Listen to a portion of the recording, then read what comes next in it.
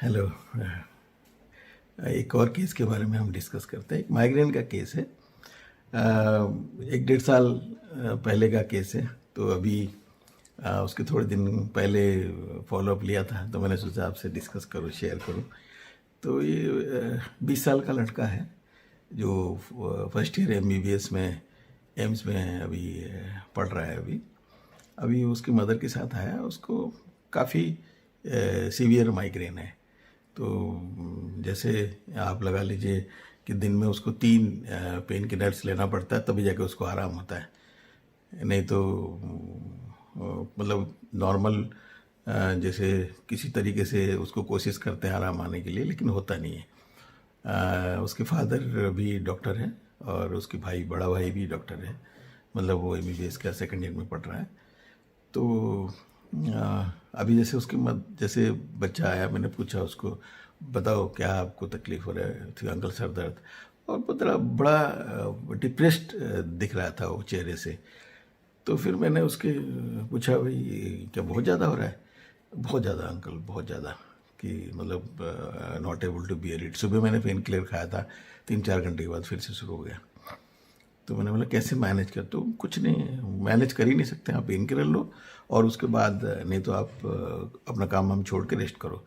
अब कॉलेज जाना होता है, कॉलेज से आके कॉलेज का काम भी करना होता है। तो रेस्ट करना तो हमेशा पॉसिबल नहीं है, तो बड़ा मुश्किल से होता है।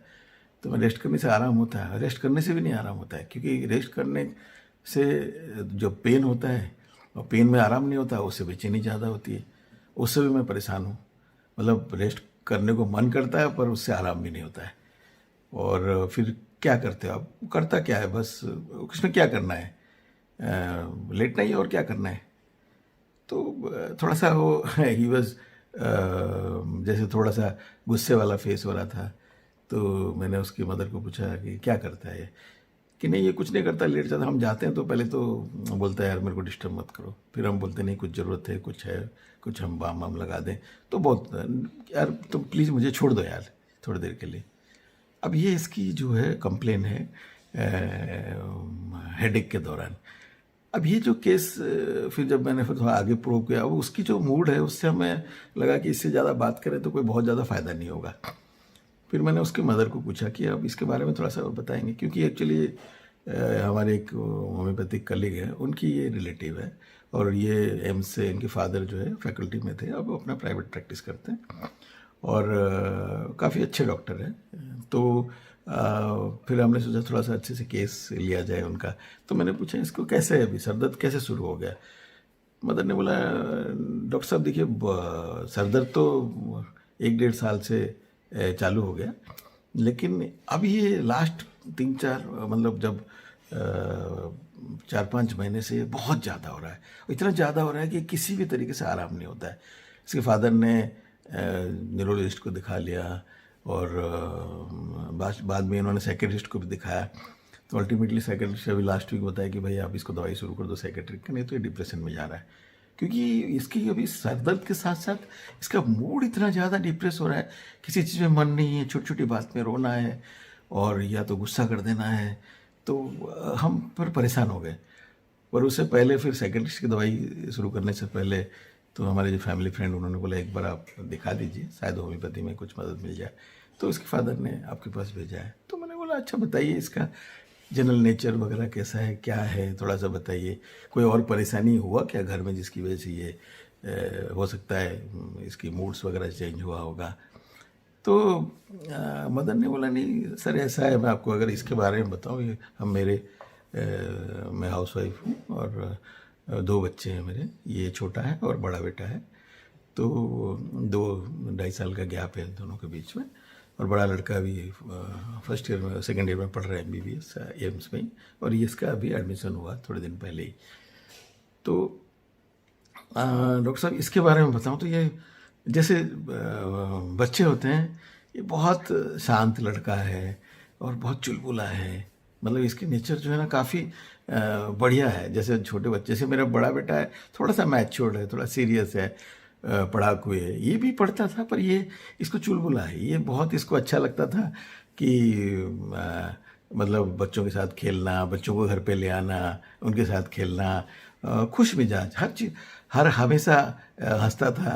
और थोड़ा डांट दो रोएगा, लेकिन ज़्यादा देर नहीं, तो फिर थोड़ी देर में नॉर्मल हो जाएगा। जैसे बच्चे होते हैं ना, वैसे ही है। And use to be very happy go lucky child. और मतलब घर में रौनक लगता था, बहुत अच्छा लगता था। घर पे कोई आता था, ये खुश होता था, उनसे मिलता था। और अगर जैसे कोई मान के चलो कोई डरा दिया तो डर भी जाता था। ऐसे नहीं कि भाई दबंग है, मतलब सब कुछ जैसे बच्चे होते हैं। और मेरे साथ मेरे को भी हेल्प कर देता था। हम मार्केट जाते थे, वो टॉयज़ खरीदता था, अपना टॉय हाउस बना हुआ है। और जैसे शाम को मेरे से कहानी सुनता था, मतलब मेरे साथ ही चिपक के रहता था हमेशा। तो ये फादर से ज़्यादा, फादर थोड़ा सा स्ट्रिक्ट तो होंगे क्योंकि बिजी रहते हैं, और है थोड़ा स्ट्रिक्ट है। और ये मेरे साथ भी हमें चिप मेरे को पूछेगा ये तारा कैसे बनते हैं और एंजल्स क्या होते हैं, हम भी एंजल्स को घर लेके आएंगे। मतलब काफ़ी use to be very very what you can tell chubby and बहुत ज़्यादा, जैसे बोलते हैं हम इसको, अब मतलब प्यार करने वाला बच्चा था वो। अब ये जैसे धीरे धीरे एज बढ़ता गया, तो बड़ा लड़का हमारा 10th में अच्छे नाम स्कोर नंबर किया, तो इसके ऊपर थोड़ा लोड आया। फादर ने बोला देखो उसके अच्छे नंबर आया, तुम्हें भी अच्छे नंबर आना पड़ेगा। बोले नहीं कोई बात नहीं, मैं कर लूँगा। पर इसका नंबर थोड़ा कम आया, तो father use to be very strict. कभी कभी इसको डांटते थे, ऐसे नहीं चलेगा भाई, MBBS करना ही है तुम्हें। अब ये बोलता हाँ कर लेंगे, क्या दिक्कत है। पर जो बड़ा लड़का है वो बहुत फोकस था, ये इतना फोकस नहीं था। मस्ती करता था, बहुत मज़े करता था, बहुत मतलब खुश मिजाज बच्चा था। अब बड़े लड़के का हो गया, उसमें एम्स में हो गया, तो फादर के और दबाव इसके ऊपर, देख तुम अच्छे से नहीं पढ़ रहे हो। अब कोचिंग देना शुरू किया कि तुम्हें नंबर भी कम आया, अब तुम्हारे एम्स होना ज़रूरी है। तो अब इसने, बड़ा लड़के का एम्स में हो गया, तो इसके ऊपर थोड़ा लोड आया।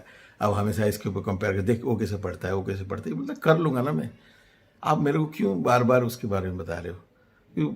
अब उसको बुरा लगता था, लेकिन अब बोल ही नहीं सकता कुछ ज़्यादा। Father is to be very strict. तो ये चलता गया। और इसने क्या किया, जब एम्स का एग्ज़ाम हुआ तो उसमें वो क्वालिफाई नहीं कर पाया। और इसको लेकिन और दूसरे मेडिकल कॉलेज हरियाणा में पास में एक कॉलेज में हो गया। पर ये अब ये फिर भी ठीक ठाक था। तो फादर ने बोला नहीं, अगर पढ़ना है तो एम्स में पढ़ना है।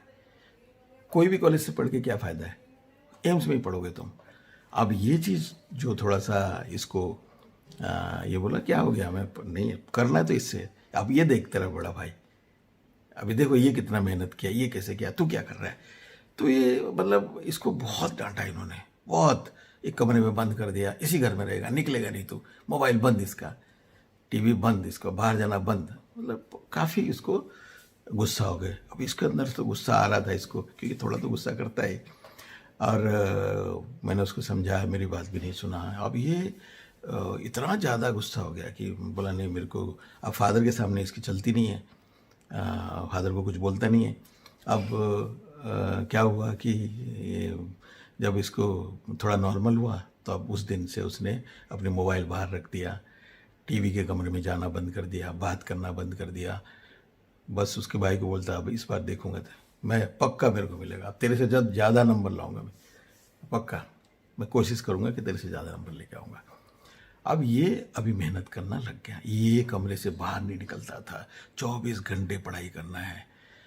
मतलब पूरा एक साल इसने, आप लगा लीजिए, टीवी को एक बार भी देखा नहीं, मोबाइल को हाथ भी नहीं लगा, एक भी व्हाट्सएप चैट नहीं, कोई दोस्तों के साथ बुलाते थे नहीं, किसी को कांटेक्ट नहीं है।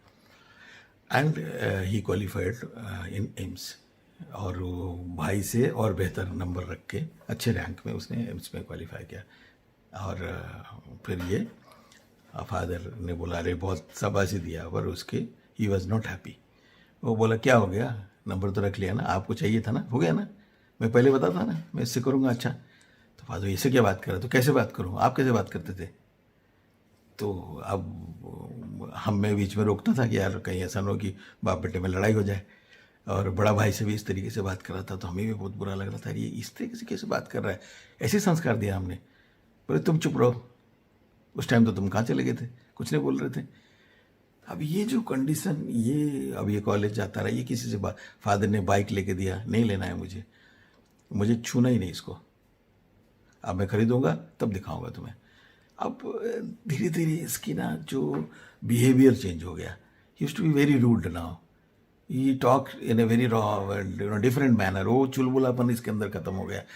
परेशान हो गए हम, बहुत परेशान हो गए यार, ये क्या हो रहा है, ये खुश नहीं रह रहा है, ये दुखी रहता था हमेशा. मतलब आता था पढ़ के, और इसकी सरदर्द धीरे धीरे जो शुरू हुआ था during the what you can preparation days, वो धीरे धीरे बढ़ने लग गया. अब वो करीब करीब डेली होने लग गया. और पहले ये क्या नॉर्मल पेन किलर में ठीक हो जाता था, लेकिन अब स्लोली स्लोली ये ठीक नहीं हुआ. अब इतना सर दर्द होता, ये सर पीटता था, और हम भी देख के परेशान हो जाते थे, यार ये क्या हो रहा है, और बहुत दुखी हो जाता था. फिर इसको डॉक्टर को दिखाया. इसके फादर ने उनकी फ्रेंड्स है, उनको दिखाया, तो उन्होंने बोला अरे यार इसको माइग्रेन की दवाई शुरू करो. तो नैप्रोक्सेन शुरू किया उसको. 1 गोली लेता था, 2 गोली लिया, अभी तो 3 गोली से भी कंट्रोल नहीं होता है, और इतना ज़्यादा हो जाता है कि परेशान हो जाता है. हम जैसे समझाते, गुस्सा हो जाता है, तुम मत आओ यार मेरे अंदर, मेरे पास मत आओ, मुझे छोड़ दो. अब ये चीज़ हमें भी बड़ा मतलब दिक्कत हुआ यार. हम उसको समझाते थे, मैं उसको बोलता था अरे बेटा ऐसे नहीं है, तू इतना अच्छा है, कैसे अच्छा था, चुप रहो यार तुम मुझे कुछ मत बोलो. अब ये हमें बड़ा दिक्कत होता था. अभी परेशान हो जाते हैं हम, यार ये अब बच्चा परेशान है तो हम भी परेशान हैं. अभी फिर मैं इस वजह से बात करने लग गया, यार क्या यार थोड़ा सा समझ यार. नहीं समझता था. फिर अभी एक दिन क्या हुआ, अचानक ये सुबह उठा और ये कमरे से आया और चक्कर खा के सोफे में बैठ गया. अरे मम्मी से चक्कर आ रहा है. अब ये घबरा गया. अब चक्कर आया, अभी टॉयलेट जाने के लिए उसको डर लग रहा था, अरे क्या होगा, मतलब ये थोड़ा सा जैसे डर लग गया. मैंने उसको समझाया, बहुत समझाया, अरे क्या हो रहा है, क्यों ऐसे हो रहा है, कि मेरे को मत छोड़ दो, मेरे साथ मत बात करो. अब मैं बोला यार, मैंने इसको ज़बरदस्ती इसके पास बैठा, यार क्यों ऐसे तो नाराज़ हो रहा है यार, ये थोड़ा सा हम बात करते हैं यार, इतना स्ट्रेस लेने की क्या ज़रूरत है, अब तो क्लियर हो गया था एम से, इतनी भी क्या तुमने गुस्सा बना के रखे हो. Then started crying. अब फादर ने भी आके बोला अरे यार तू इतना अच्छा नंबर रखा है यार, तेरे को तो खुश होना चाहिए. और रोने लग गया. भाई ने भी बोला और रोने लग गया. तो बहुत परेशान हो गया. अरे मेरी तो ज़िंदगी बर्बाद हो गई, अब देखो मेरे को सर दर्द इतना हो रहा था, अब तो चक्कर आने लग गया, अब तो फिर कोई बहुत मेजर प्रॉब्लम हो जाएगा. अभी तो समझ में नहीं आ रहा क्या प्रॉब्लम है. अंकल ने भी देख लिया, अब साइकेट्रिस्ट के पास भेज दिया. अब साइकेट्रिस्ट की दवाई लेना मतलब क्या, लाइफ ख़राब ही हो गया. हमने उसको बहुत समझाया, उसको लिया, वो फिर मेरे से चिपक गया. उन्होंने बोला कुछ नहीं बेटा, ठीक हो जाए. अब ये इसकी जो नेचर है, ये अब हर छोटी छोटी बात पे रो लेता है. अब कोई आके घर में जैसे आते हैं लोग, क्योंकि ये एम्स में टॉप रैंक होल्डर्स है, तो हमारे बहुत सारे इसके फादर के फ्रेंड्स है, अच्छे फिजिशियन से आते हैं, अरे यार सुबह तूने कमाल कर दिया. तो अब वो रोना शुरू कर देता है. अरे खुश होना चाहिए यार तू, अब फिर रोना शुरू कर देता है. अभी हम इसको परेशान हो गए. अभी खुश, इसके अंदर अब खुशी कहाँ चला गया डॉक्टर साहब. अब ये छोटा सा केस है. अभी इसमें क्या है ना, एक सरदर्द जो है, ये माइग्रेन है, ये है तो बहुत बड़ी चीज़ है, पर साथ साथ में जो चेंजेस इन द बिहेवियर, एक बच्चा जो इतना बढ़िया चुलबुला था और इतना दुखी हो गया, अब ये एरिया को थोड़ा सा लिंक करने की ज़रूरत है हमें.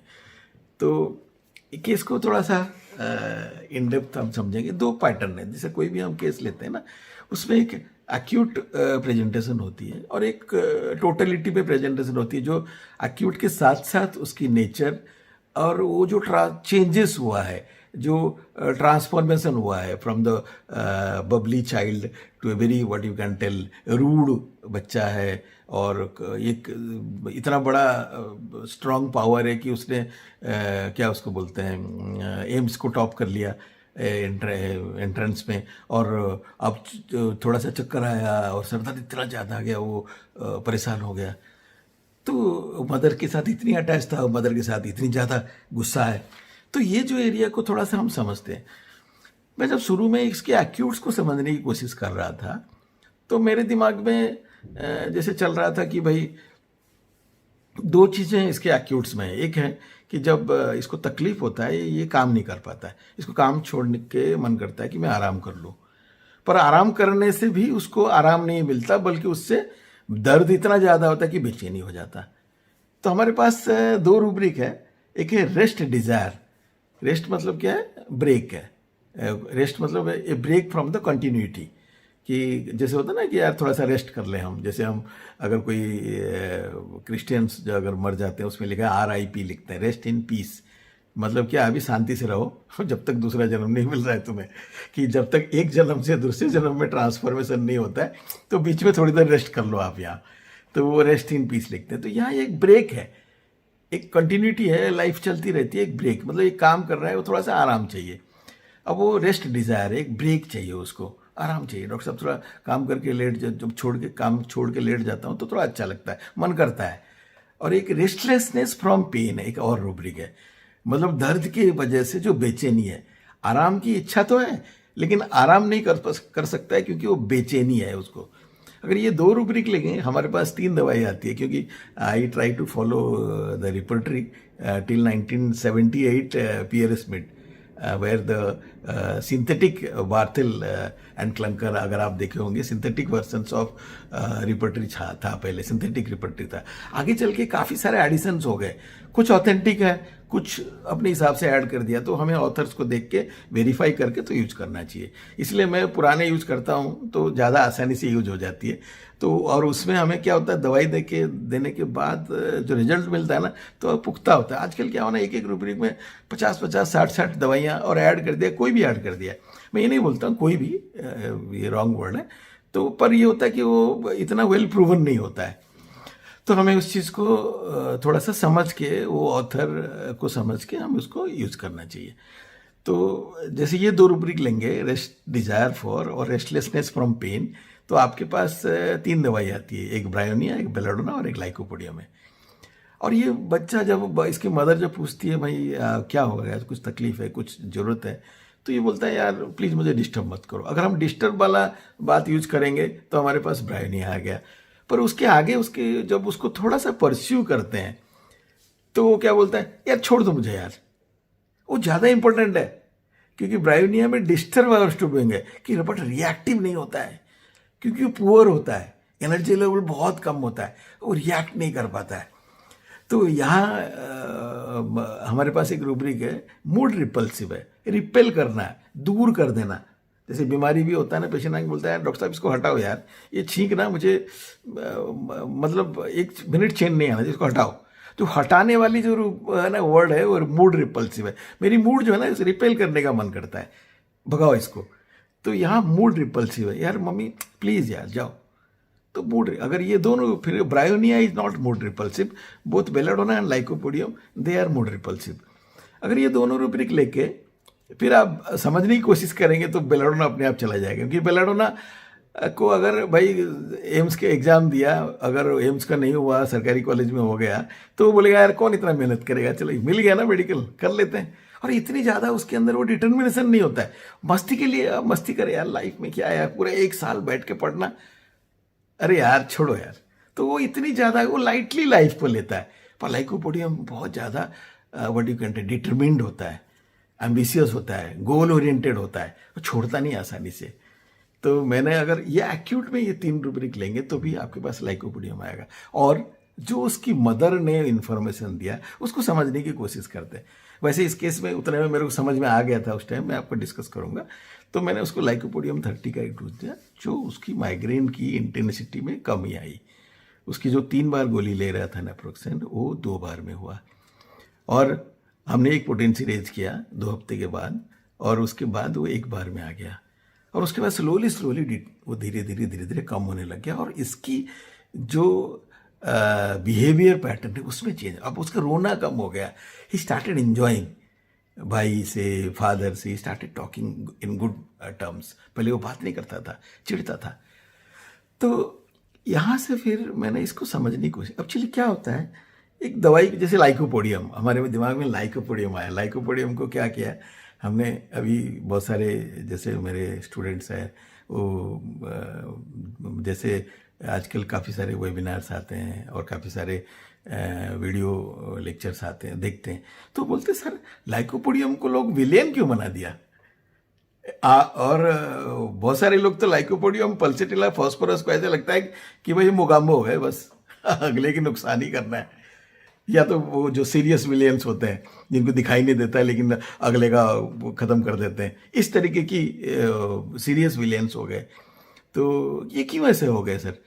ऐसा तो मैथमेटिका में हनीमन साहब ने नहीं लिखा, तो आप लोग ऐसा क्यों? मैं बोला भाई हम लोग नहीं करते। क्या होता है, एक बंदा एक पिक्चर बना देता है और वो क्या करता है, आप एक्सेप्ट कर लेते हैं और आप लोगों को भी अच्छा लगने लग जाता है, पर and you forget the other side of the picture, कि पिक्चर के दो साइड होते हैं, एक सामने वाला एक पीछे वाला, दोनों को समझना जरूरी है। जब भी आप कोई भी दवाई पढ़ते हैं, जब तक दोनों पहलू को नहीं समझते हैं तो दवाई को इतना आसानी से अप्लाई मत करिए।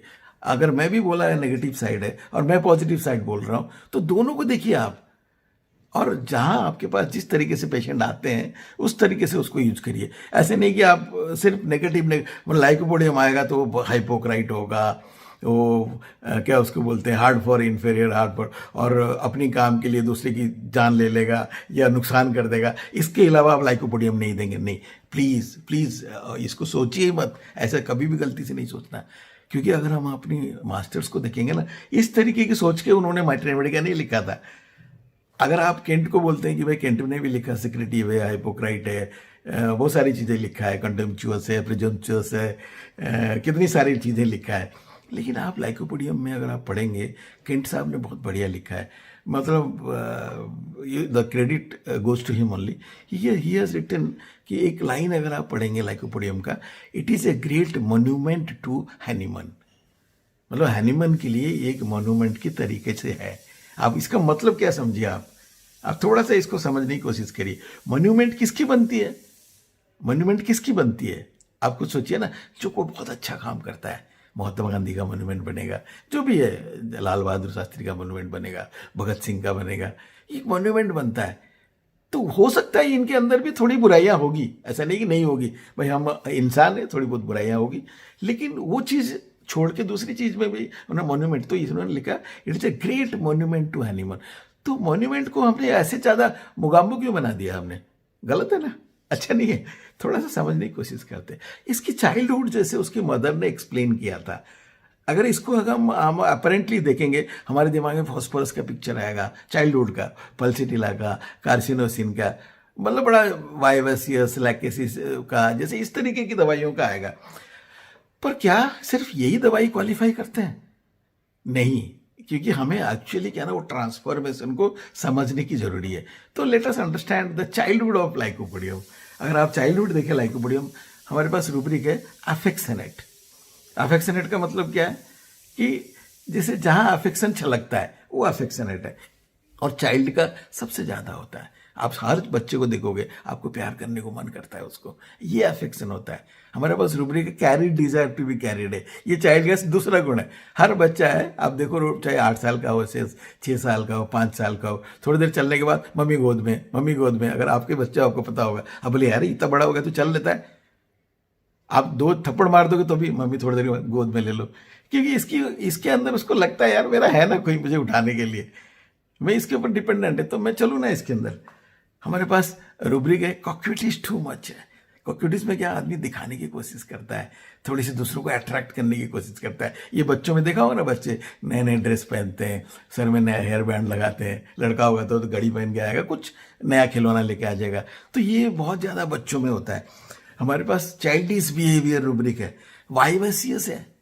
कितना वाइवेसियस है लाइकोपोडियम, ये सब मैं लाइकोपोडियम का रूब्रिक वाला बता रहा हूँ। ये केंट और पीयर स्मिथ के एडिशन तक, नया मिला तो और बहुत सारे हो जाएंगे, क्योंकि ये पुराने में कम होते थे। हमारे पास एक बहुत बढ़िया रूब्रिक है इसके लाइकोपोडियम का, cheerful when it thunders and लाइटेंस।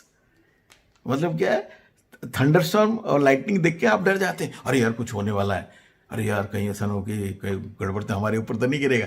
पर बच्चा खुश होता है, देखो देखो पापा लाइट आ रहा है, देखो देखो पापा आवाज आ रहा है, कितना खुश हो रहे हैं वो। तो ये बच्चा ही कर सकता है।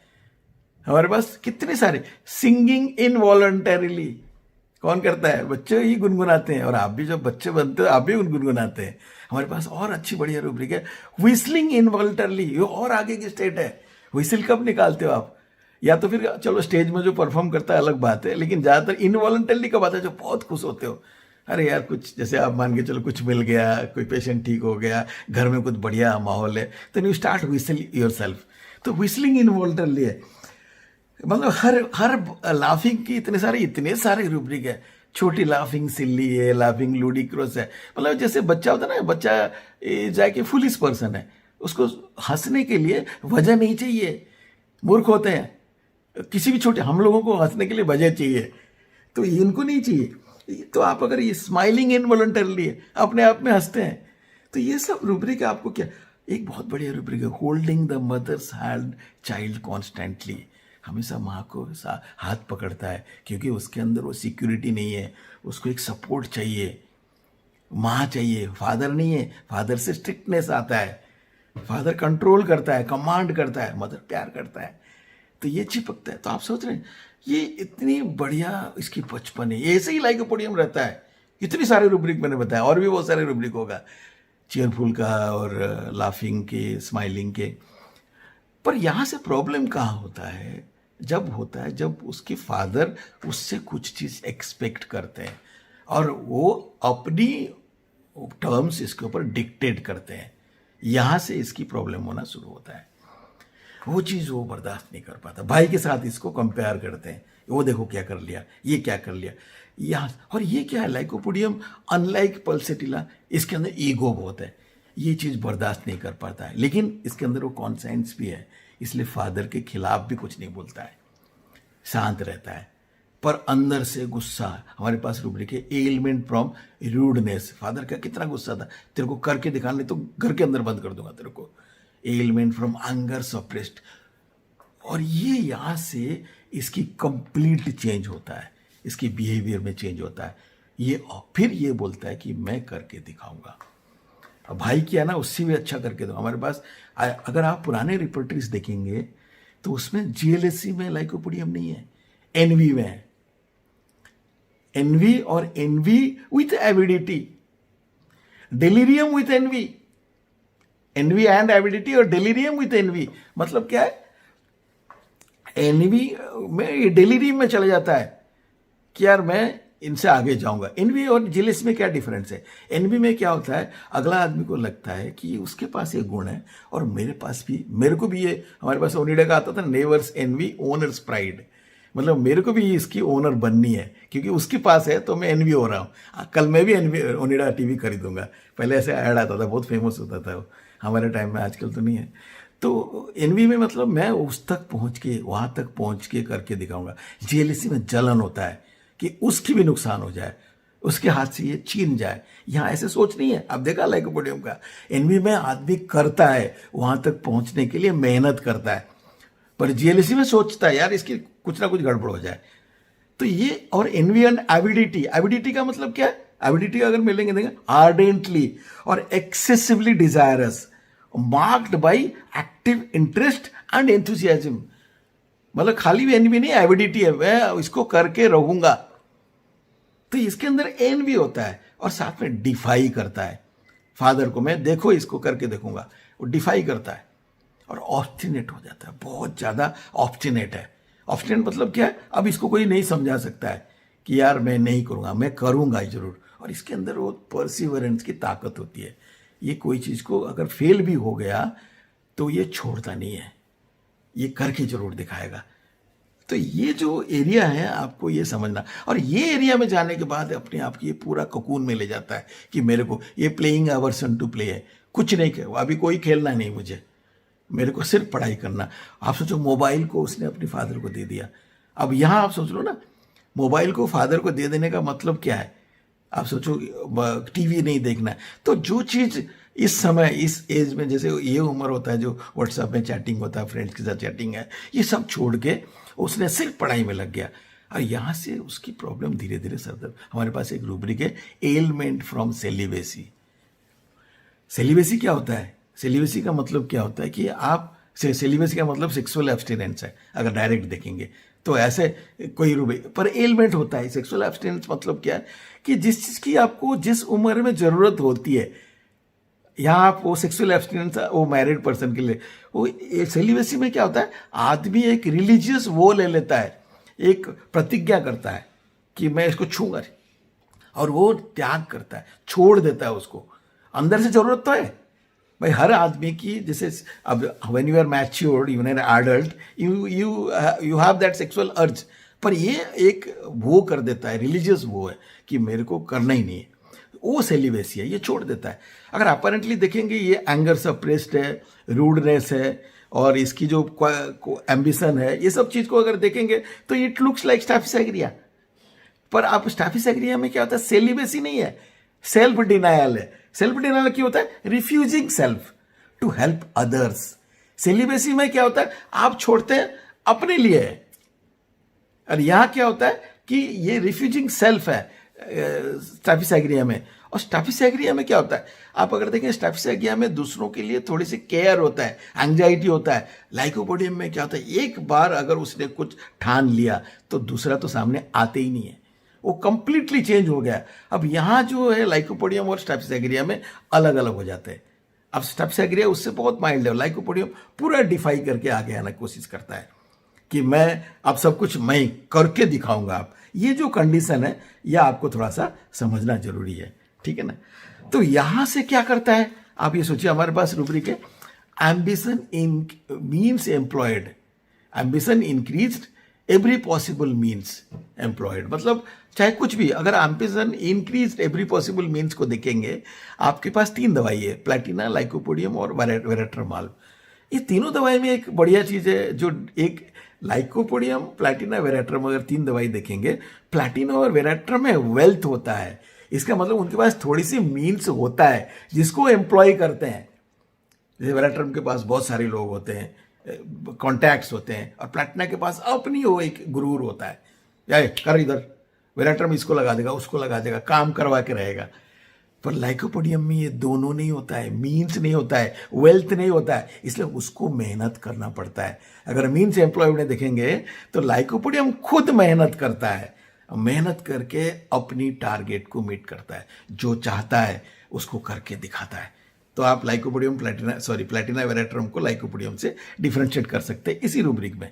आप समझ रहे हैं, ये चीज तो आपको। अब यहां क्या हुआ, इसके दिमाग में क्या ना, ये लाइकोपोडियम में प्रॉब्लम क्या होता है, अगर उसको कोई डोमिनेट करेगा, और ये जब तक इसकी चाइल्डिशनेस रहता है तब तक तो ये उसको मस्ती में ले लेगा, लेकिन जब ज्यादा डोमिनेट करेगा, एक्सेसिव डोमिनेशन हो जाएगा, तब वो क्या करेगा, तो फिर वो बोलेगा कि अब मैं इससे ऊपर जाके दिखाऊंगा। क्योंकि ये इसी डोमिनेशन अगर मेरे को कोई करता है तो मैं दूसरों को करके दिखाऊंगा, और डोमिनेशन से लगाव हो जाता है। इसलिए हमारे पास रूब्रिक है dictatorial love of power, and he wants to excel from others because he want to dominate, dictate, be stronger than others.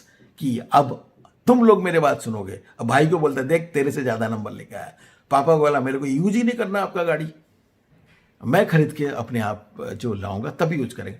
तो यहां से लाइकोपोडियम का ट्रांसफॉर्मेशन हुआ है, ये अच्छे से गलत की तरफ हो गया कि भाई एक क्या उसको बोलते हैं, एक डोमिनेटेड कंडीशन से एक डोमिनेटिंग कंडीशन में चला गया, एक कावर्ड से एक डिक्टेटोरियल हो गया, एक माइल्ड यील्डिंग से एक हॉटी कंटेम्पचुअस हो गया।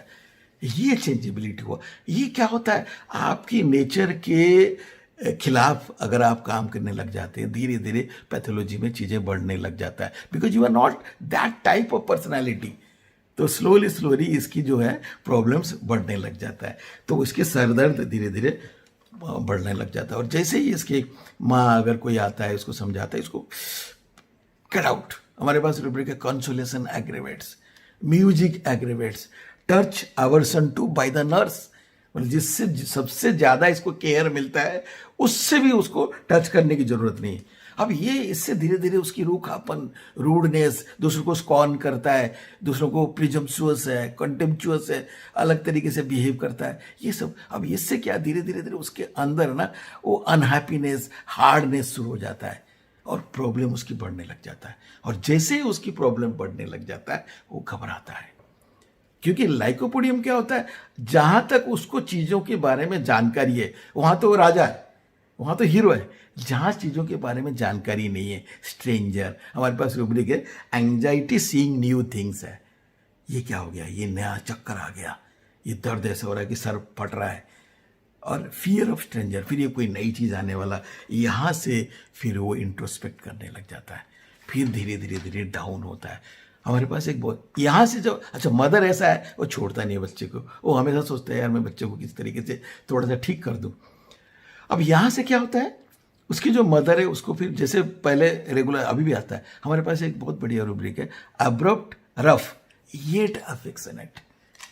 एक रूब्रिक आपने सुना होगा, company aversion to yet fear of being alone.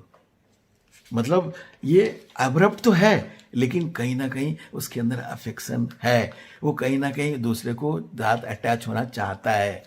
और अब किसी को चाहिए तो नहीं है, लेकिन कहीं ना कहीं अब अकेले में डर लगने लग गया क्योंकि एक नई चीज़ आई। और जैसे उसको समझाते हैं वो इंट्रोस्पेक्ट करता है और फिर धीरे से उसको समझ में आता है, अरे यार मैंने अपनी लाइफ के साथ क्या किया, और फिर कंप्लीटली ब्रेक डाउन हो जाता है। और उसको जैसे जैसे समझाते हैं, जैसे जैसे अच्छे चीज़ बनते हैं, और वैसे वैसे वो ब्रेक डाउन, वो यहाँ से उसकी वीपिंग का स्टेज आता है, weeping after slight emotion, weeping from Joy. लोग बोलते हैं अरे यार तेरे को तो खुश होना चाहिए कि तू इतना बड़ा एम्स का रैंक ले लिया तूने एंट्री में, और तू रो रहा है। वीपिंग व्हेन थैंक्ड, कब आपको थैंक किया जाता है? जब कोई आप बढ़िया काम करते हैं, जब आप पे अप्रिसिएशन होता है, और उससे रोना शुरू करता है।